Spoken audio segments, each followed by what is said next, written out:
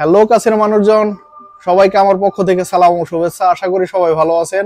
Masud blogger ভিডিওতে আরো একটি নতুন ভিডিওতে আপনাদের স্বাগতম সবাইকে।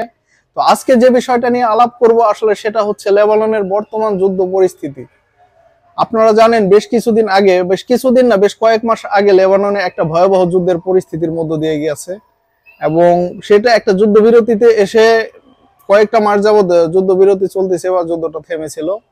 তো এখন যে সমস্যাটা হয়েছে, বর্তমানে ইসরায়েলের সেনাবাহিনী এখনো লেবানন সীমান্তে আছে, তারা এখনো পুরোপুরি ভাবে চলে যায়নি।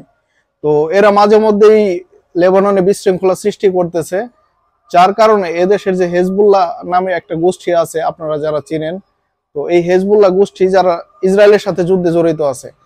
আপনাদের একটা কথা ক্লিয়ার করে বলতে চাই, আসলে লেবানন সরকার ইসরায়েলের সাথে সরাসরি কোনো যুদ্ধের মধ্যে নেই। এই দেশের হেজবুল্লাহ নামের যে একটা গোষ্ঠী বা একটা সংগঠন আছে, এই সংগঠনটি আসলে ইসরায়েলের সাথে যুদ্ধে সরাসরি জড়িত। তো যার কারণে এখন লেবানন সরকার ও হেজবুল্লাহর মধ্যে একটা সমস্যা সৃষ্টি হয়েছে।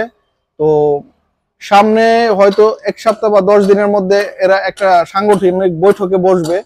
তো আমি যতটুকু খবর জানতে পেরেছি, লেবানন সরকার ও হেজবুল্লাহ প্রধান এদের মধ্যে নিজেরা বৈঠক বিনিময় করবেন এবং এই বৈঠকে আসলে লেবাননের ভবিষ্যৎ কোথায় গিয়ে দাঁড়াবে সেটার সিদ্ধান্ত হবে।